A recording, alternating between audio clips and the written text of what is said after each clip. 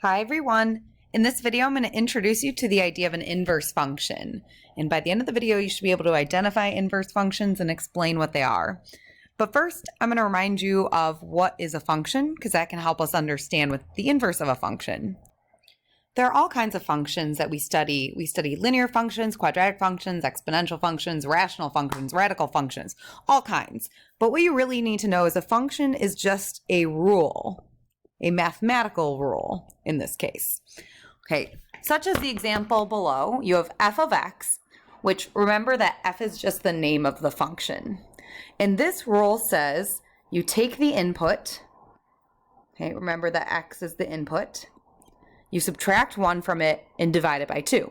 And if you perform these operations to the input, you'll get the output, like a function machine. So you put something in, you get something out, just like if it were a vending machine, or maybe you guys saw these function machines back in the day, right? You put in some input, then you do x minus 1 divided by 2 to it, and you'd get something out. And that input could be anything, any number. So I could take, let's say,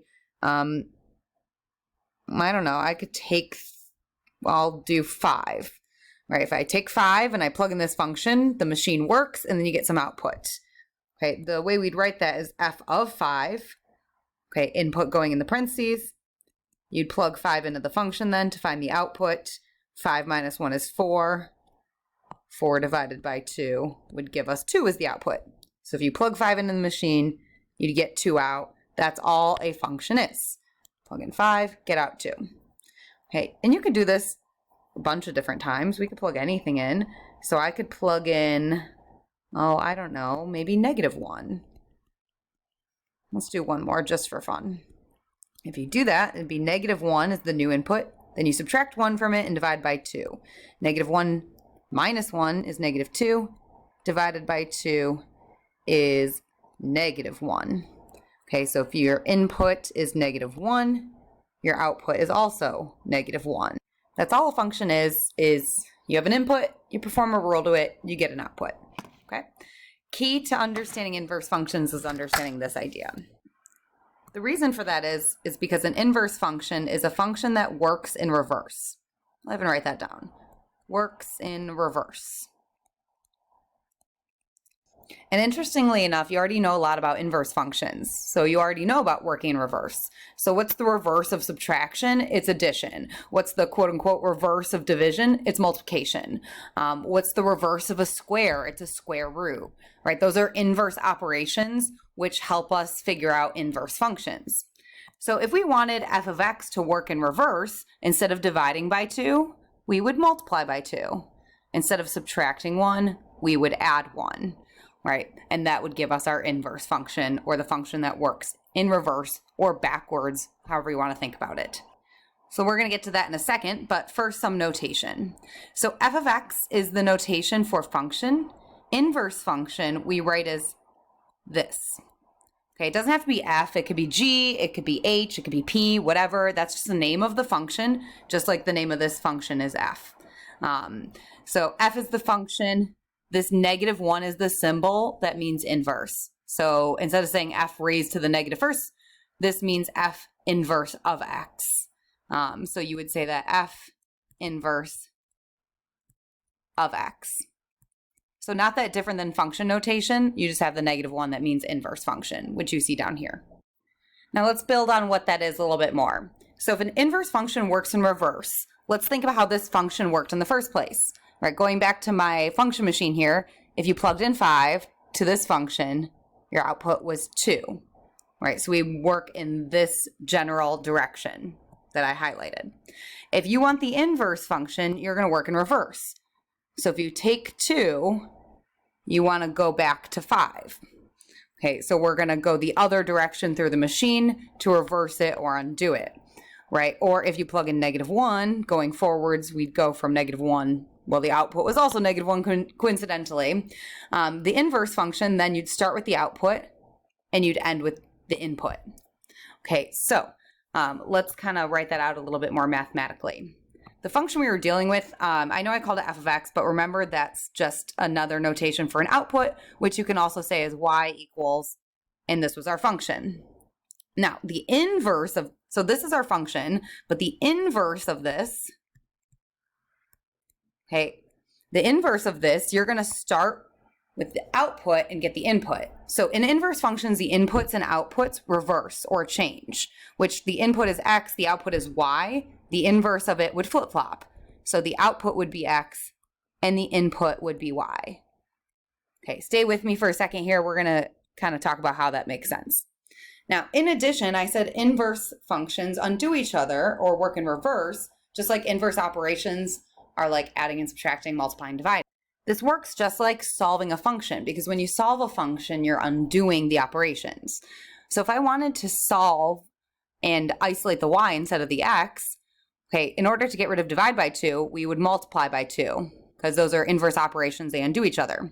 Now, whatever you do to one side, we need to keep it equivalent into the other side. So you'd get 2x equals y minus 1. And we're starting to get what the inverse function is. So instead of division by 2, our new function has multiplication by 2, because those operations undo each other.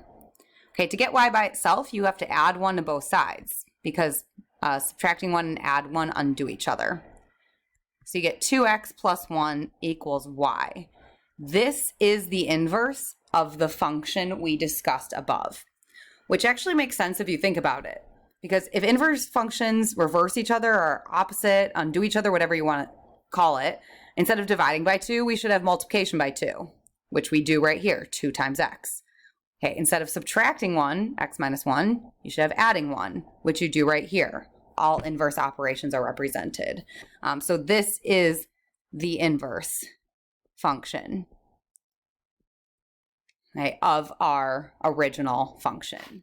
And a key point to go with that is, well, I keep saying inverse functions undo each other and everything like we wrote above, but a key point in inverse function is whatever the inputs were become the outputs, whatever the outputs become the inputs, which is why I started by switching the inputs and outputs, by switching the x's and y.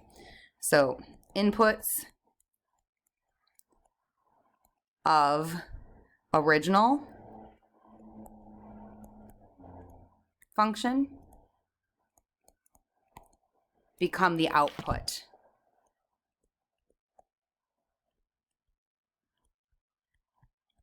of inverse function, of its inverse. Okay, the same is true for outputs. Outputs become inputs, inputs become outputs, keeping in mind that inputs means x, output means y. Okay, and I guess you could add that outputs will then equal inputs also. And if you really want to summarize, to find the inverse function, you switch the x and the y and then solve. Okay, or you switch the inputs and outputs and then solve.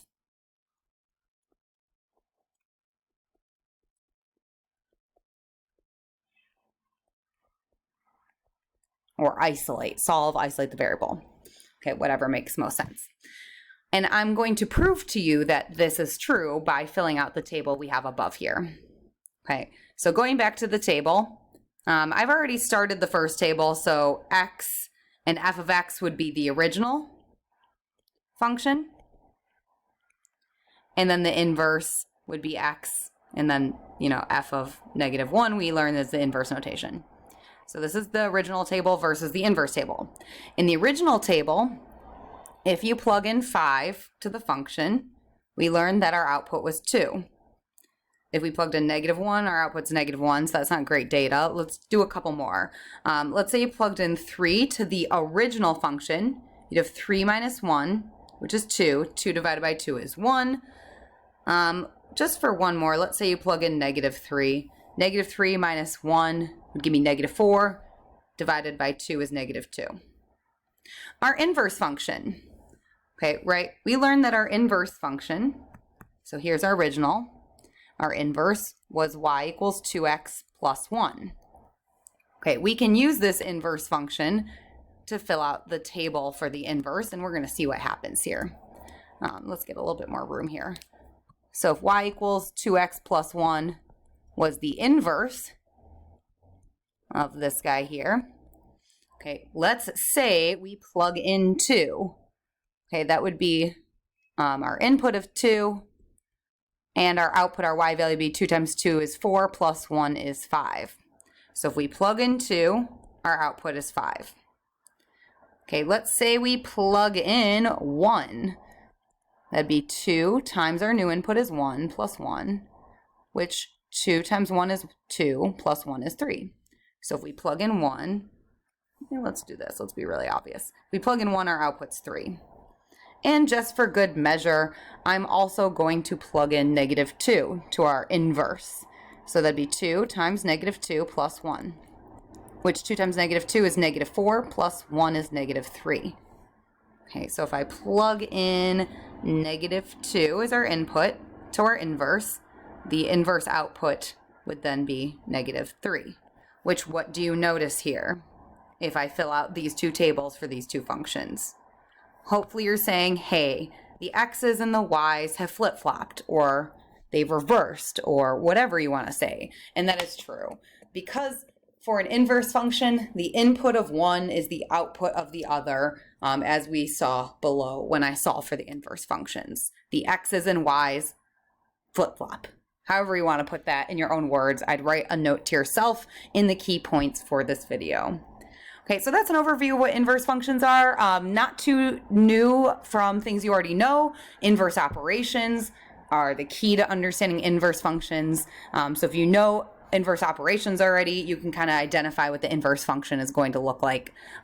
So for example, if you're studying a quadratic function, you can say, hey, what undoes a square? Oh, it's a square root. Oh, that must mean the inverse function is a square root function of a parabola. Okay, so with that said, let me know what questions you have. Otherwise, have a good rest of your day.